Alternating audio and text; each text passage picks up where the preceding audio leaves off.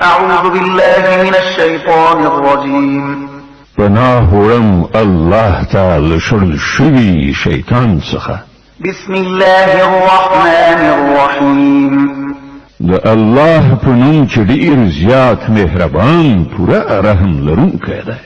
مثلهم كمثل الذي استوقد نارا فلما أضاءت ما حوله ذهب الله بنورهم وتركهم في ظلمات لا يبصرون. د دوی مثال داسې دی لکه چې یو څوک اور بل کړي او چې کله هغه ټوله شاوخوا رڼا کړي نو الله د دوی د سترګو بینایي ورنه واخلي او دوی په داسې حال کې پرېږدي چې په ترږمیو کې د دوی په سترګو هیڅ نه ښکاري. صم بكم عمي فهم لا يرجعون. دوی کاڼه دي، ګونګیان دي، ړانده دي، دوی اوس نه راګرځي. أو كصيب من السماء فيه ظلمات ورعد وبرق يجعلون أصابعهم في آذانهم من الصواعق حذر الموت والله محيط بالكافرين. یا د دوی مثال داسې وګڼئ چې له آسمان نه شړکنده باران وریږي او له هغې سره تورې تیارې کړه سهار او برېښنا هم ده.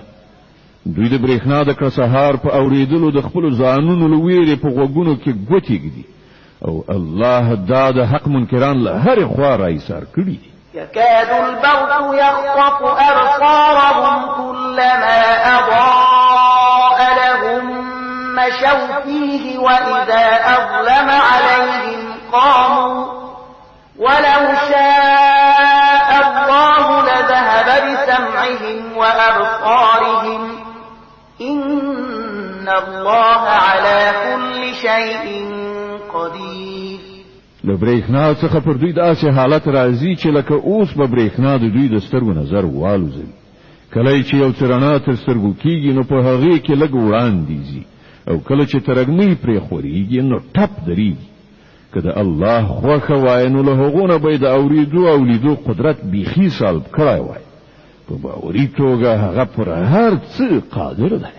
يا أيها الناس اعبدوا ربكم الذي خلقكم والذين من قبلكم لعلكم تتقون.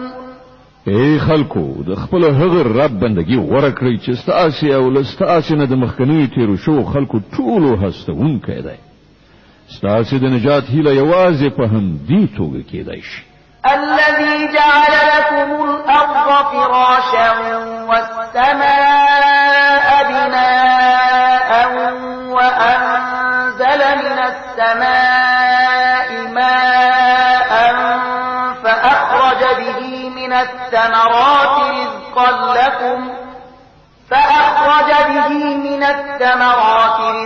لكم فلا تجعلوا لله أندادا وأنتم تعلمون.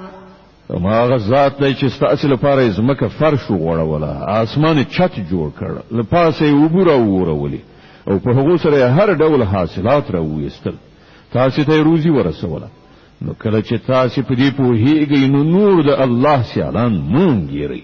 وَإِن كُنتُمْ فِي رَيْبٍ مِّمَّا نَزَّلْنَا عَلَى عَبْدِنَا فَأْتُوا بِسُورَةٍ مِّن مِّثْلِهِ وَادْعُوا شُهَدَاءَكُم مِّن دُونِ اللَّهِ إِن كُنتُمْ صَادِقِينَ.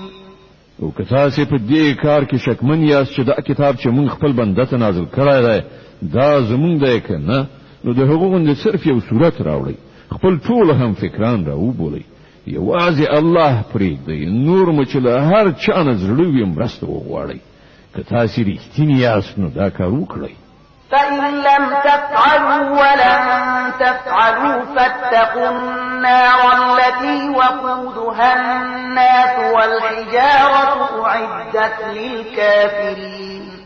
خو که تاسې دا کار ونه کړه او یقیني ده چې هیڅکله به یې ونه شئ کړای نو وویرېږئ له هغه اور نه چې د هغه خس خاشاک به انسانان او کاڼي وي چې تیار کړی شوی دی د حق د منکرانو لپاره.